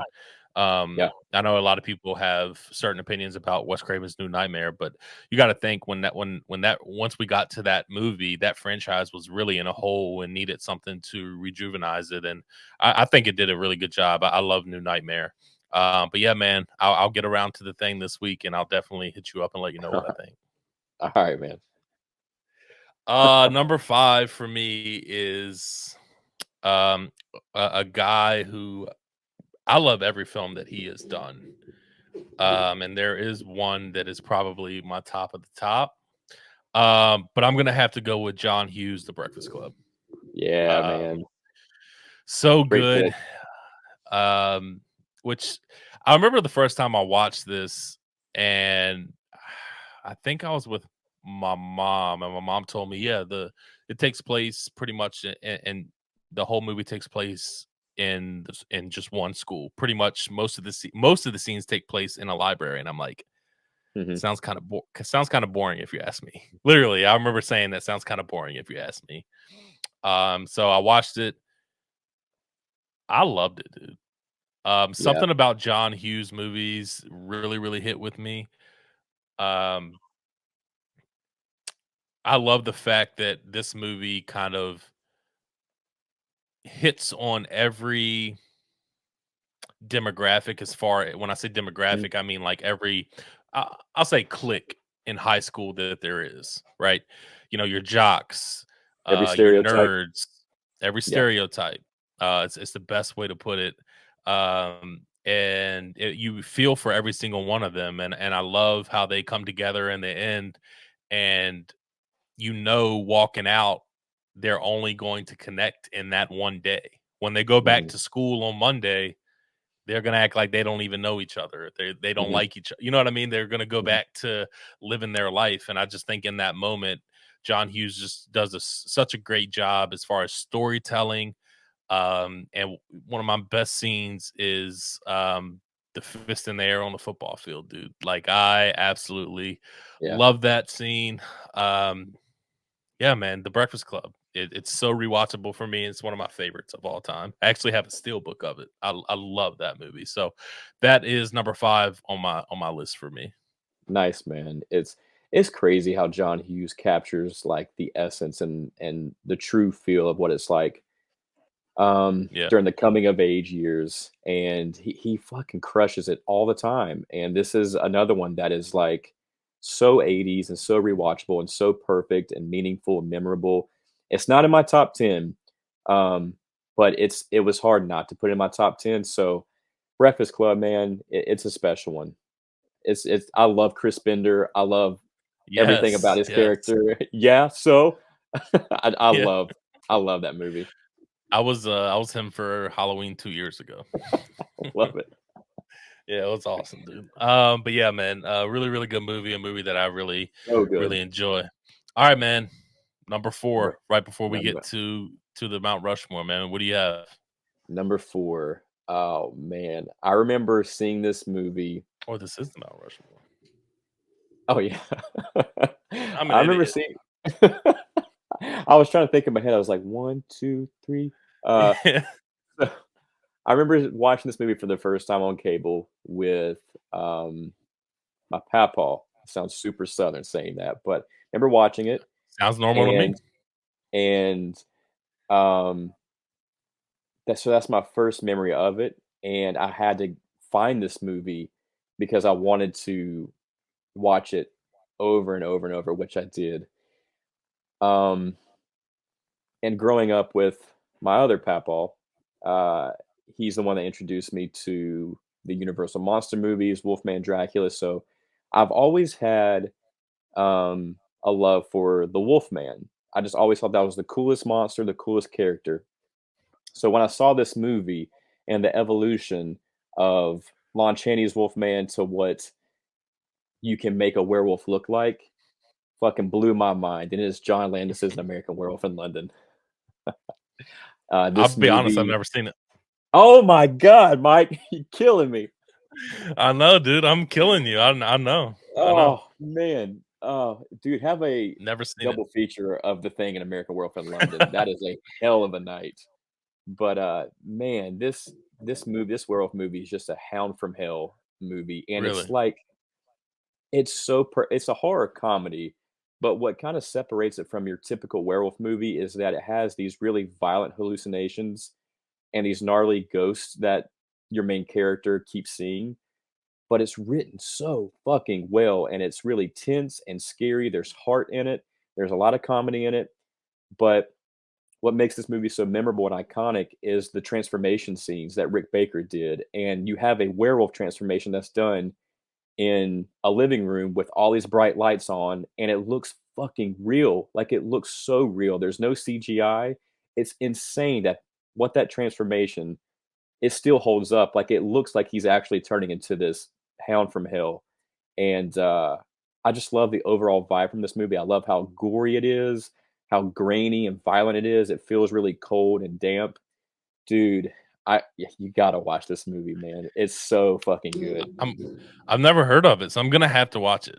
I don't know how I've never heard of it, but it sounds really intriguing. Not the biggest werewolf guy, but everything you described, man, especially if you can, I You'll guess, dig this. yeah, especially if I believe you when you say it, but the transformation is probably the hardest thing, one of the Mhm. hardest things to be able to do, and the fact that obviously no CGI, being able to pull that off, I'm really intrigued to see that. So I'll definitely add that to the list for sure. I can't wait to watch Yeah. that. It's the one movie that every time they release a new version of it, DVD, Blu-ray, 4K, Steelbook, I buy it every time because even like Oh wow, the artwork on the cover is always different and badass. I got another version of it yeah, out in LA at Amoeba, and fuck, man, I love this movie. I love that, dude. Um, yeah, I can't wait to watch it though. I will add Yeah, that to the list. So number 4 for me is, we just talked about him, Wes Craven. It's going to be A Nightmare on Elm Street. awesome. Um, Again, it's one of those movies where I think as a kid scared me the most. And the reason that I Yeah, say that it wasn't totally Freddy himself. It did have obviously had a lot to do with Freddy. I mean, it was creepy, his burned skin, knives for fingers, like all of that was creepy. But the fact, again, this goes back to Wes Craven and his creative decisions and his writing. Sleep in your dreams. hmm Like that is what was terrifying to me because as a kid, even though I knew I probably couldn't do it, I could at least try to outrun Michael Myers. right. Wasn't going to happen, but I know that at least I had the slimmest of chances. I have to sleep. You know what I mean? I have to go to sleep and I have And no if you go to control. sleep, you're dead. Yes. Yes, and I have no control of my dreams, and I'm going to Mhm. dream when I fall asleep, and I know as soon as that happens, Freddy is going to kill me. And I swear to God, Kevin, I had a Freddy Krueger dream after I watched this movie for the first time. I Yeah. remember this as a Yep. kid. No lie. I didn't die. I didn't die in my dream. Like I remember this, and I'm not somebody who remembers my dreams, especially here lately. The older I've gotten, but like I remember dreaming about Freddy Krueger after I watched this movie. And obviously, I think when something is on your mind heavily, the likelihood of you dreaming about it is going to happen. But I didn't know that as a kid. So, dude, it's just one of those movies that just scared the living hell out of me as a kid.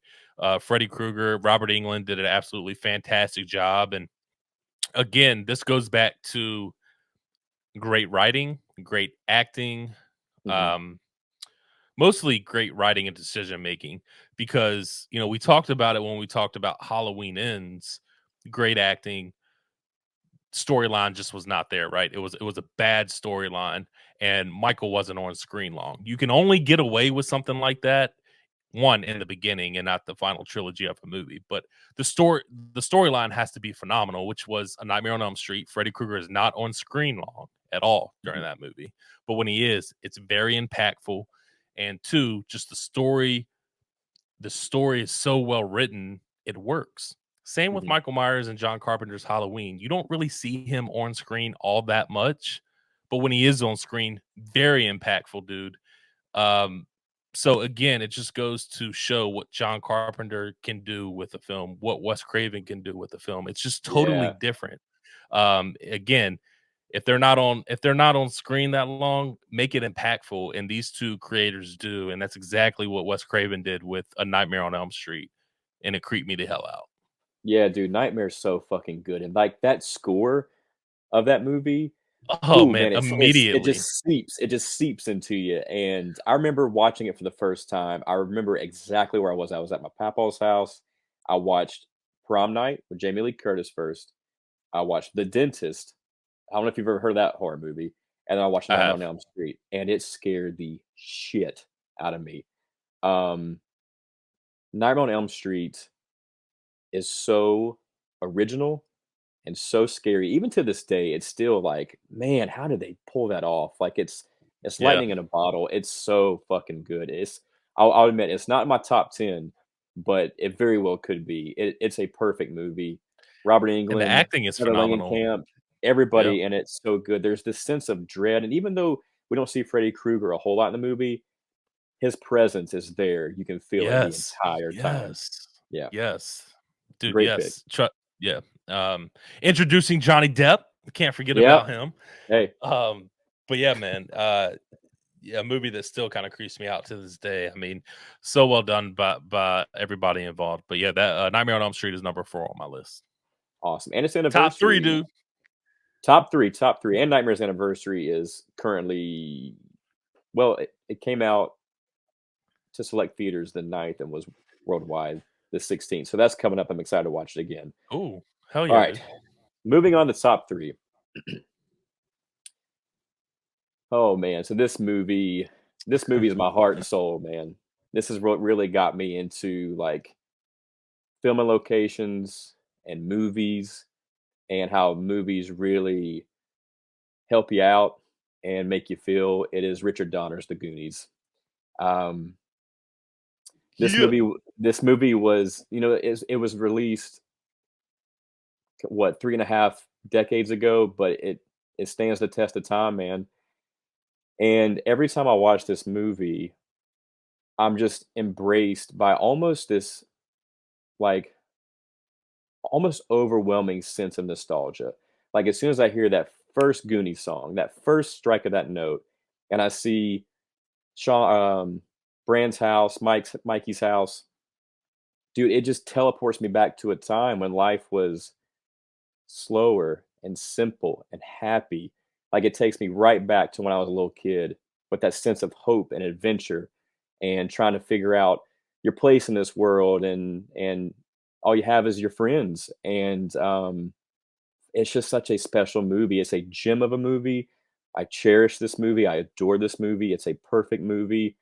Um, I got to see the locations back in 2013 I'm so jealous. So jealous. with my family. They have like a National Goonies, I guess National Goonies Day or week. It's like the first week of June, and we went there and stayed in Astoria for a week and celebrated all things Goonies and special memories, man, from a special movie and um, one of my favorite, not only 80s movies, but one of my favorite movies ever. Yes. Yes. I know, and I feel bad putting it down at 8, man. It sucks, but there's just so many good 80s movies, man. Like, Yeah. I can sit here and tell you a story about each one in my top 10 that hit some type of nerve. It's crazy. Hmm. Hmm. Really, really good pick, dude. All right, number 3 for me. my top 3 are all different genres. So, just to go to show you the wide range of 80s movies, Mine are that too, really, actually. really hit. I love Nice. that. I love that. Yeah. So number 3 for me is what got me into any type of superhero movies, and that's gonna be Tim Burton's Batman. Oh, fuck yeah, dude. I'm glad it made the list. Yeah, dude.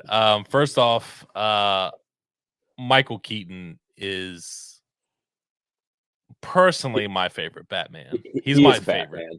He's Batman. Yes. Mine Thank too. you. Thank you. Thank you. I'm glad we can agree on that. Mhm.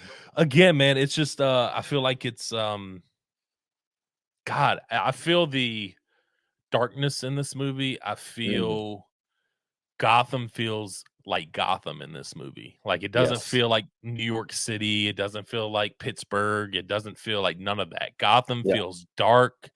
I love this, love the cinematography in this movie. Again, Michael Keaton did absolutely phenomenal. And then we can obviously move on to Jack Nicholson.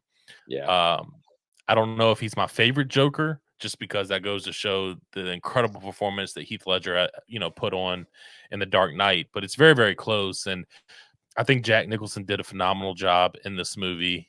Um, Man, it's so good. I'm not into VHS tapes like you are, but I have this one on VHS. Like I ordered Yeah. it off of eBay because I just had to have it. Dude, it's It's such a bold, like, iconic, badass VHS and poster, yes, like, just that bat symbol. Yeah. yes. But again, so iconic for me. I will say that I do think The Dark Knight is a better overall film, in my opinion. But Batman is God, man, it is up there for me overall, not just 80s movies, and it's absolutely phenomenal. There was no way that I couldn't have it on this list. It introduced me to Batman and as far as movie wise, live action movie wise, and it just holds up to this day. The Yeah. acting in it's phenomenal, cinematography in it, the score, all of it is phenomenal, man. Number 3 for Well, me is Batman. and what makes Tim Burton's Batman so good is that they're Batman movies. Like, you can look at Yes, thank you. Christopher Nolan's trilogy, and what stands out to me are the villains, like Scarecrow, obviously the Joker, Two-Face, and Yeah. Bane, and I love Christian Bale, like, I buy him as Batman, but I don't love that version of Batman, and to me, I have always gravitated towards Michael Keaton's Batman, like, he is always and will be forever Yeah, Batman to me. I think he looks like Batman. That those agreed. movies feel like Batman. They're cold, they're dark, they're gothic, they're gritty, like, everything, like, I this is a hot take, but I really did not care for Robert Pattinson's The Batman, not like his performance, I just didn't really like that movie, really, and everyone kept praising that Gotham felt so much like Gotham, and I was like, "Man, but I keep going back to Burton's Gotham, like, that feels like Yeah, Gotham to I me." th I really enjoyed The Batman. It's 3rd on my list behind this movie, The Dark Knight, and then Robert Pattinson's The Batman. I think, that movie was made it's darker. It does have the tones of Gotham, but I think the reason that a lot of people say that, at least for me, the reason that I would say that is because we hadn't got that kind of Gotham in a long time. I still think Mm, Batman, Tim Burton's Batman is the number 1 Gotham. Like there's no competition. Those movies in general, it is what it is. It's number 1 Gotham for me. But I would say the Batman that came out earlier this year is the closest thing we got to that Gotham. But I agree with everything that you sure, said. Everything that you said. I'm not gonna argue with you on that because it's my number 3 movie of the yeah. 80s, dude. Love that pick, man. I might love Batman Returns even more. Those are 2 good Nice. movies. Yeah. Yeah. Alright, number 2, man. Number 2. This movie is a master mold of horror and comedy, and it is just the definition of cool. It is The Lost Boys. Yeah. I Dude, The love it. Lost Boys is always just a blast to watch. It never fucking ages. It never gets old. Michael Chapman, the DP, like, fucking killed this movie. He also directed Raging Bull and Taxi Driver, I believe, and, like, dude, he puts on a clinic for cinematography. I love the lighting in this movie, it's so memorable, I love the red lighting in it. Um, it's just so full of art direction from start to finish, like, every scene in this movie, every corner of the frame, uh, everything in the background, everything is so full and, like, feels alive, and, like, that is not easy to do, and so, that's just something I've grown to appreciate the more times I've watched it, but dude, like, the energy in this movie, the cast, the soundtrack, the Chinese food it's got everything, man. It like Lost Boys is the best vampire movie ever made. Dude, all of it flows together so perfectly. There's It's not one so thing that stands out. You're like, that doesn't really fit." yeah, Everything fits for this movie. it's so It's so cool. cohesive and perfect. Yes. Okay. My number 2 is, we talked about it already, you did. It's gonna be The Shining. Yeah, there it is. My yeah, my second favorite horror film of all time. I think for me, it's one of those movies that if I turn on today, like I turn off all the lights and I watch it, it still gives me like Mhm. goosebumps and chills. I think the Yes. performances in this movie is absolutely phenomenal. The score in this movie, come on, it's legendary from the opening. Um Something about being stuck in the mountains pretty much in an empty hotel. I mean, that in general gives you goosebumps. And then just the story writing. I know it's not, Stephen King didn't like it, which sucks because I love Stephen King. Yeah. Um, but I it wonder why he was didn't like it, by the way. I wonder why. I, I think there's an interview out there of him just saying it doesn't line up with the way that he kind of wrote it in the book, in a sense, Mhm. as far as what he saw vision wise. But I truly enjoy it. I think it's one of the best horror films of all time. Like I said, it's number 2 on my list. I love the cinematography in the movie. I love the sound Yeah. design in this movie. Like I talked about it when I discussed the top 10 horror movies of all time for me. Like when Danny is going around on his little bicycle and the camera's following him behind him, and it, right on the hardwood floor, and then it goes quiet on the carpet, then back on the hardwood floor, then Yeah, back. it's Like great. it's just stuff like that is so well done. And this movie is, Marie pointed out, is everything's in the center, right? Which I Mhm. absolutely love. But like when he is going crazy on that door trying to get into the bathroom, I love how the camera follows the Oh, it axe goes back back and and forth? forth. Yeah, it's Yeah, really well done.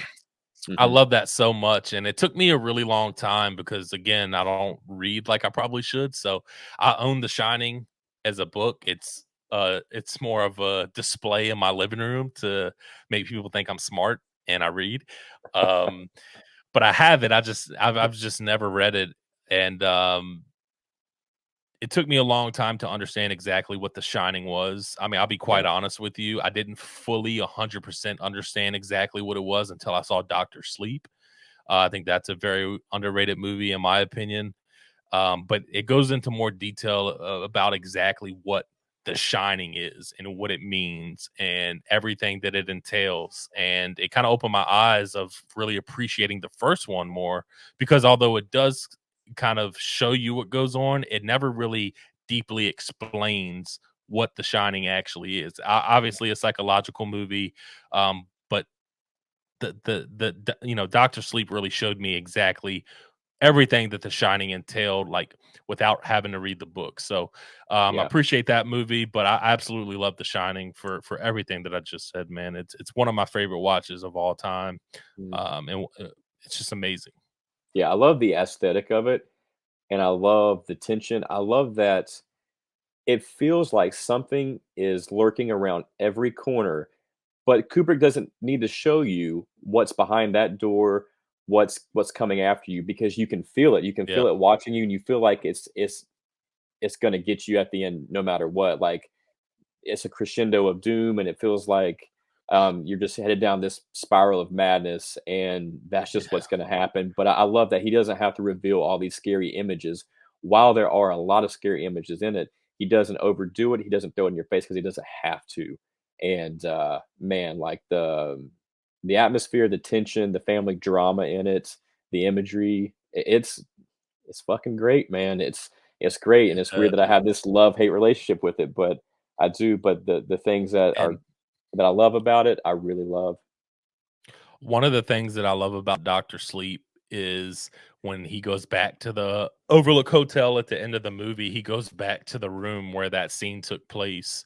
And it's crazy because it's right before he walks into the room. I paused it and I pulled up the scene where Jack Nicholson back in The Shining was about to walk, the same scene. Yeah. And it's crazy because Mike Flanagan one is just absolutely phenomenal. But that design team and Doctor Sleep, like I was just comparing everything, like the staircase, the Yeah. stairs were the same thing, like the wallpaper was the exact everything was placed, like all those little things that I nerd out about. I'm like, dude, that Yeah. is fucking cool. But I'm a big fan of Mike Flanagan too. So I didn't doubt that he would do that. But I just love stuff like that, dude. So yeah, man. All in all, number two for me is The Shining. And now we're Nice. jumping into our number ones, man. I have Number no idea 1, what your dude. number ones are. At first I thought it might have been the Lost Boys, but I have no idea now. I have no idea. Yeah, man. Um, I hope you've seen this movie. This movie means a lot to me, and Oh it's man, I'm gonna it's let you it's down. it's one. Yeah, I'm bracing for it, man. It's not only one of the best drama comedies of all time. It's one of the best movies of all time. It's another John Hughes movie. John Hughes absolutely like owned the '80s. It is the best John Candy movie of all time, as well as Steve Martin movie of all time. In my opinion, it is Planes, Trains, and Automobiles is my favorite '80s movie of all Hell time. yeah, dude. Hell yeah, dude. I didn't know where you were going at first because there Yeah. is another 80s movie. And now that we've Mhm. kind of went through our list, it's not my number one, but Uncle Buck, I thought you were gonna go there. Love that movie Uncle too. Buck was at number 10 for a long Yeah. time because that Yes. movie is fucking great. Macaulay Culkin, where he's like, "Your nails are digging into my arm, God damn it!" Like he is so funny in that movie. Who are you? Um, but no, But really yeah, good choice at number one, dude. I didn't mean to interrupt you. I'll let you you're good, finish. man. This movie is nothing short of classic.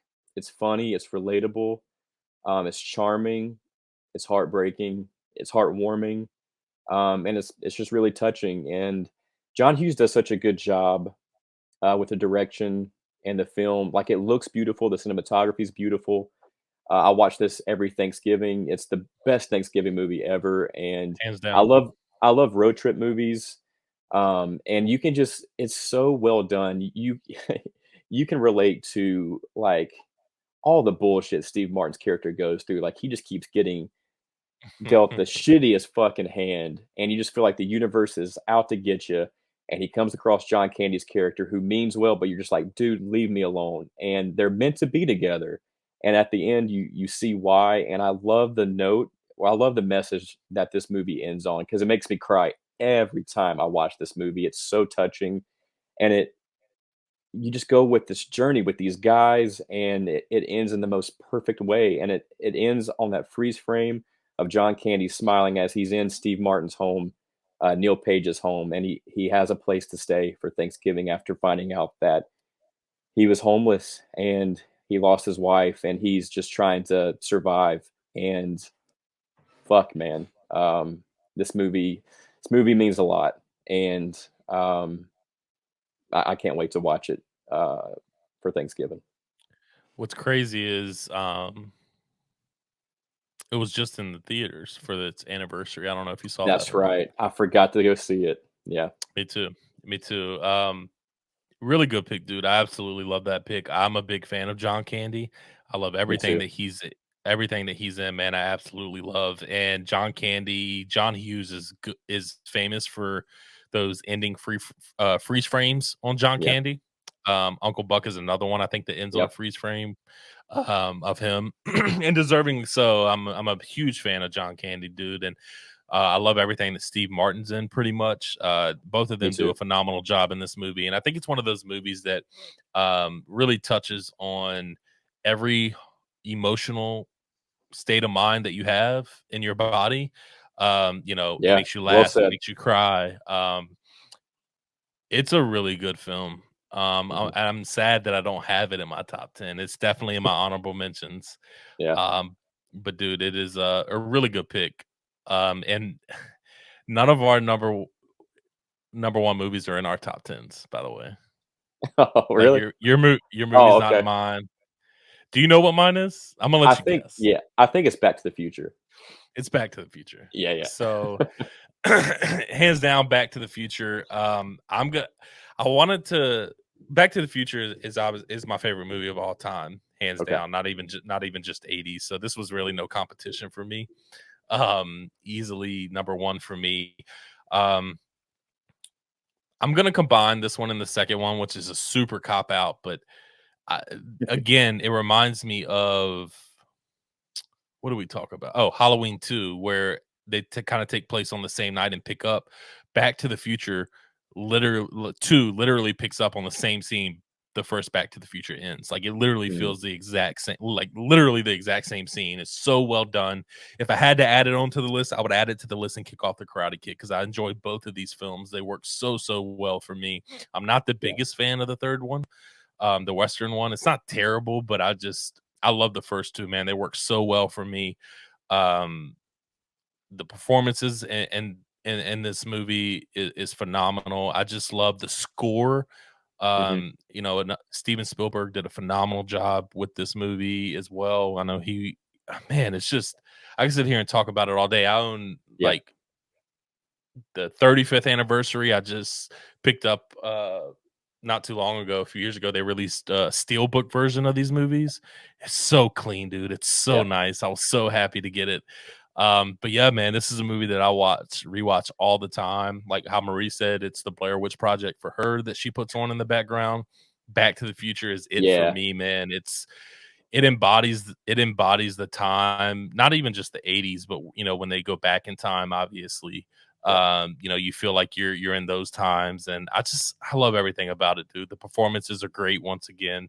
The cinematography is It phenomenal, is. and it Yeah. does a really, really good job of the whole time travel thing. I'm not the biggest time travel type of person, but this movie Mhm. really, really works for me. And again, Michael J. Fox just did absolutely phenomenal, dude. And I love the score for this. Man, it is drenched into my veins. Such a Yeah. good watch.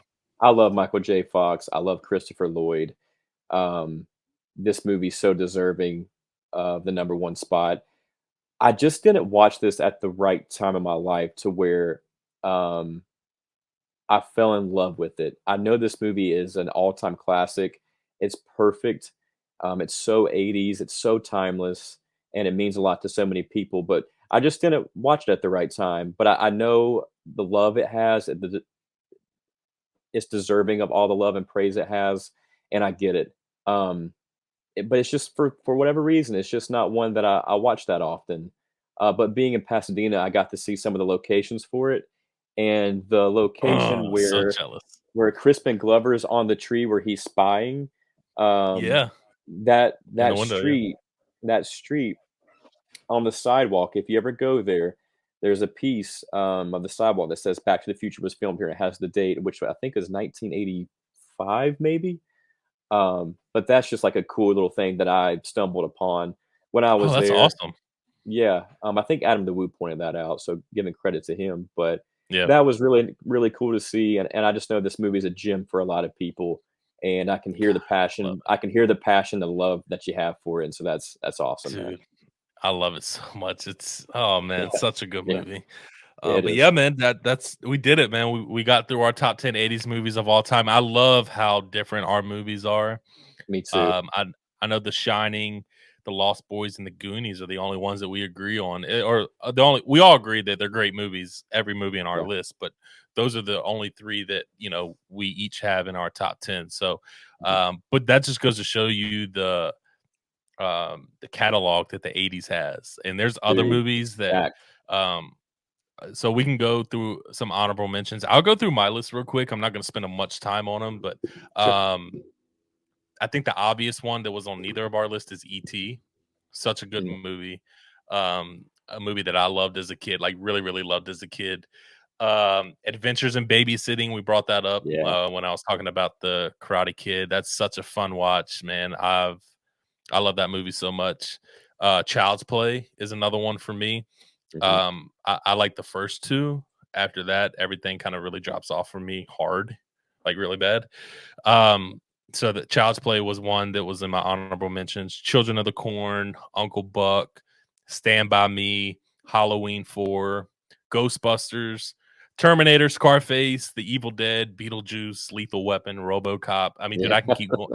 I can keep going on. Everything that I just named are movies that Yes. I really enjoy. Yeah. What are some I honorable was mentions for you? I was surprised you had Halloween 2 above Halloween 4. I thought that you for some reason you loved 4 more than 2. Um, No, so I you're so sometimes, okay. yeah, it's the original 2, 4, H2O for me for my Okay. top 4. I I find myself watching 4 more. I don't know why. I just do. But when I really sit back and think about it, Yeah. I just enjoyed 2 more. I don't know if you I ever had that where, like, where you enjoy movies more, but, like, some are more rewatchable, if that makes Dude, totally. sense? I rewatched Yeah. the Thorn trilogy more because there's something about them that's, like, easier to just put on, and you can eat your Yeah. food. So I've really gone back to the Thorn trilogy, especially 5. There's something about 5 that I like, dude. I don't know what's wrong with me. I like Well, that movie. I'm glad you like it though, dude. Yeah. I'm glad you I like it. I just love Loomis and that fucking cookie woman. It's so funny. But anyways, my honorable mentions. Fright Night, that was a hard one to leave off the list. I don't Yeah, know if you've ever seen Fright Night, but that one's good so one. well done and so 80s.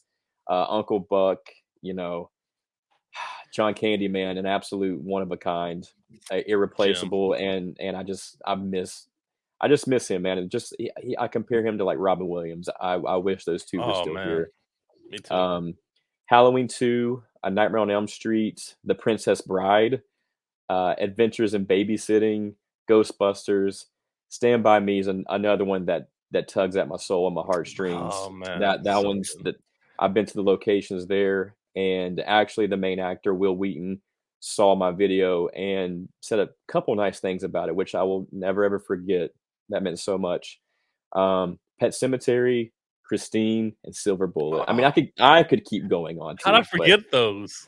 the 80s is That's stacked, crazy. dude. Well, what's crazy, dude, I was like literally this morning, I was like, let me make sure I'm not forgetting anything on my list. So I went to YouTube and I found this video of 100 greatest movies of the 80s, and it just rolled through. Like, so it's only Yep, like a 6-minute video. I was like, okay, damn, I forgot about that. I forgot about that. I'm gonna add that to yep. my honorable mentions.